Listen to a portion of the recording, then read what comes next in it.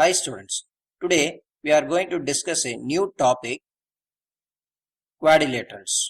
What is a quadrilateral? A closed figure formed by joining 4 points in an order is called a quadrilateral. The point should be joined in an order. If it is not in the order, the quadrilateral will not be formed. This is a quadrilateral.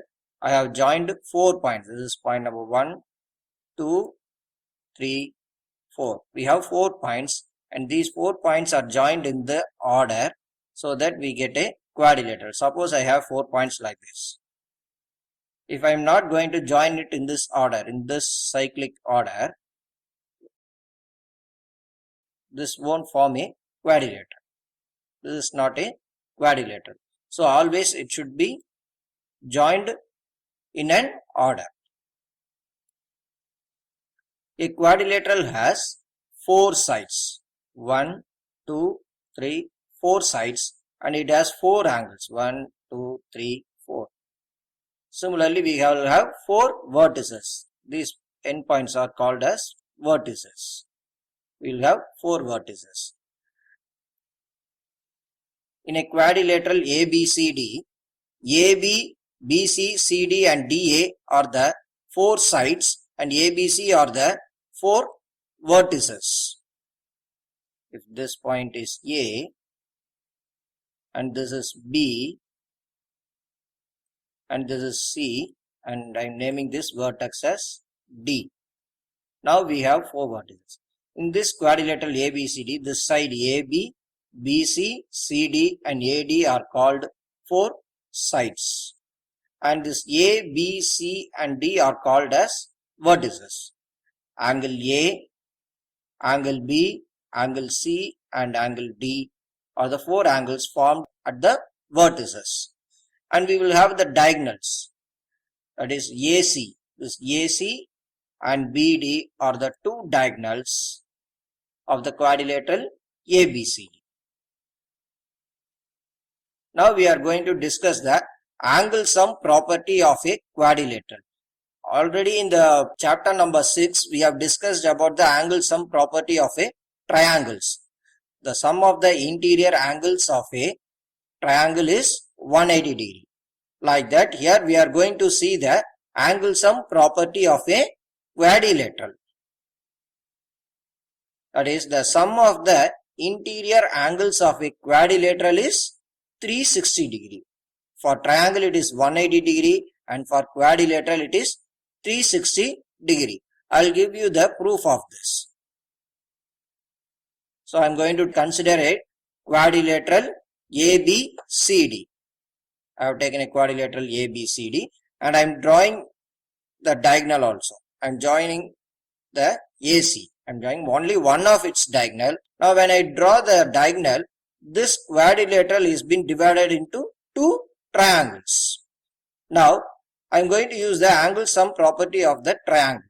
That is for triangle ADC. If I use angle sum property for this triangle, what you will get? You will get angle DAC plus angle ACD plus angle CDA. Adding these 3 angles, it will be equal to 180 degree. I am going to take that as equation number 1. Similarly, we have one more triangle. I am going to use the same angle sum property of the triangle for the triangle ABC. So what you will get? It becomes angle CAB plus ACB plus angle B is equal to 180 degree. Here in these 2 I have written only one alphabet, that is for B and D. Even you can use 3 alphabets like A, D, C for D. For B you can write A, B, C also. Why I haven't written single alphabet for these 2 angles is, here if I write angle A, if you mention it as angle A means which angle? We cannot identify whether it is DAC or CAB or DAB. There will be a confusion because we have 3 angles at A. So to avoid that confusion only, we are using 3 alphabets, 3 letters here. Okay, now I am going to add the equation 1 and 2. when I add equation 1 and 2, adding 1 and 2, we get adding the left hand sides and adding the right hand sides. When we add this left hand sides, these two will be written here, which is equal to, I am adding the right hand side. That right hand side values are 180 degree plus 180 degree. Now, what is this angle DAC? This angle DAC plus angle CAB. When I add these two angles, that is DAC plus CAB will be equal to DAB. This whole angle I will get it. So I have DAC here. Similarly, I have CAB here. When I add these two angles, already it is plus sign. So when I club these two, this two can be written as angle DAB. Similarly, when I add these two angles, that is ACD plus ACB. When I add these two angles, I will get this whole angle, that is angle BCD, which can be written as C also. That's what I have given it here. So this becomes, this when I add these two, it becomes angle A of this quadrilateral ABCD and angle B plus angle C plus angle D, which is equal to 360 degree. This 180 plus 180 in the right hand side becomes 360 degree. So sum of the interior angles of the quadrilateral is 360 degree. You can write it in the order as angle A plus angle B plus angle C plus angle D is equal to 360 degree. Now we are going to see about types of quadrilateral. We have already learned many types of quadrilateral in lower classes, named as square, rectangle, rhombus, trapezium. So the first quadrilateral here is, if one pair of opposite sides of a quadrilateral are parallel, then it is called a trapezium. We will have two pairs of opposite sides. In that, one pair of opposite sides are parallel. This is the diagram of trapezium. In this, these lines are parallel. This pair of opposite sides are parallel and these two are non-parallel sides. So this diagram is called a trapezium. Next one is, if both the pairs of opposite sides of quadrilateral are parallel, then it is called a parallelogram. In this diagram, these two lines are parallel. These two opposite sides are parallel. Similarly, these two opposite sides are also parallel. So how many pair of parallel lines are here? This is one pair and this is second pair. So we have two pairs. So both pairs of opposite sides of quadrilateral are parallel, then it is called a parallelogram. In a parallelogram, that is in this parallelogram, if one of its angle is at right angles, if one of the angle is right angle, here we have four angles, none of the angles are 90 degrees. Suppose if one angle is 90 degree, then it is called a rectangle.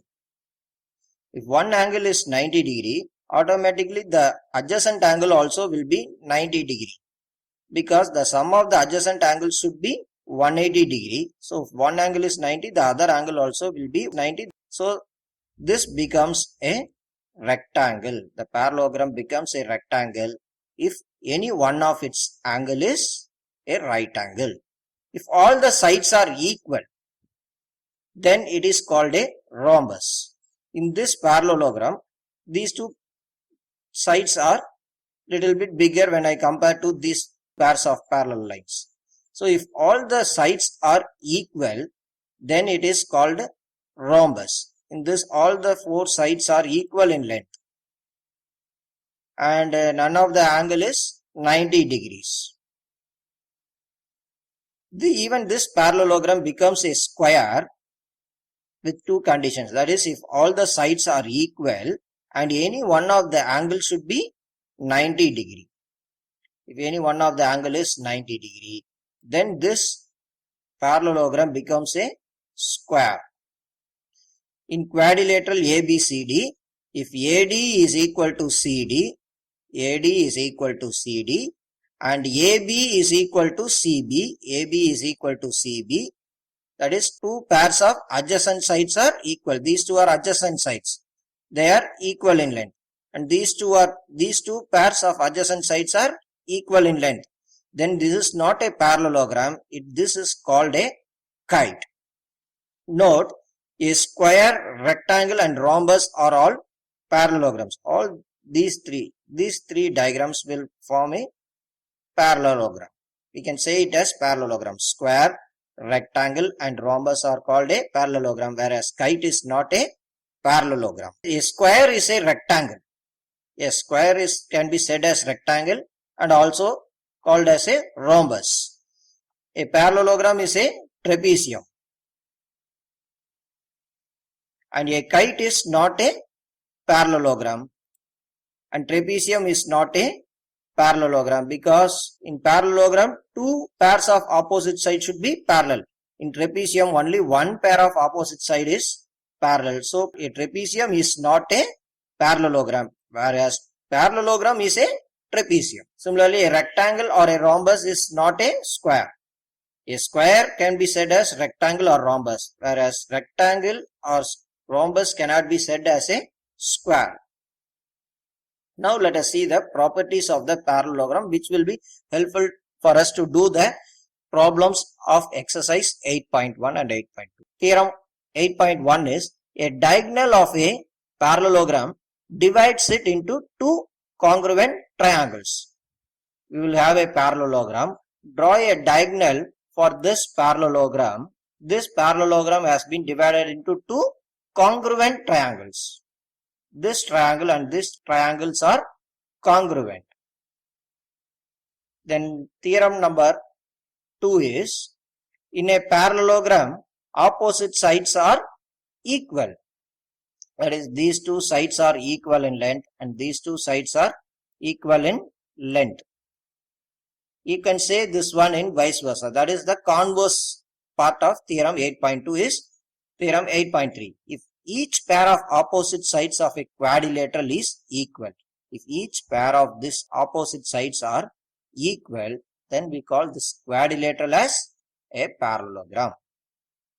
That is the converse of theorem 8.2. The next one, theorem 8.4 is, in a parallelogram, opposite angles are equal. That is, if this angle will be equal to this angle. Suppose if I take this as A, this as B, and this as C, and this one is D. The vertex I am taking it as A, B, C, D. The opposite angles, that is, angle A is opposite to angle C, which will be equal. Similarly, angle B will be equal to angle D. That is what this theorem 8.4 says. Then theorem 8.5 is, in a quadrilateral, if each pair of opposite side angles are equal. Each pair of opposite angles is equal. That is, angle A is equal to angle C, and if angle B equal to angle D, then this quadrilateral is said to be a parallelogram. That is, the converse part of this theorem 8.4 is 8.5. Theorem 8.6 is, the diagonals of a parallelogram bisects each other. The diagonals of a parallelogram will bisect each other. Suppose if I draw the diagonal AC and BD. We have two diagonals here.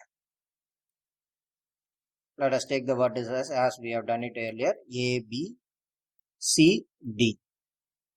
In this, I have drawn the diagonal AC and BD. Diagonals AD and BD intersect at a point O. Here they are saying that this OA will be equal to OC and OD will be equal to OB.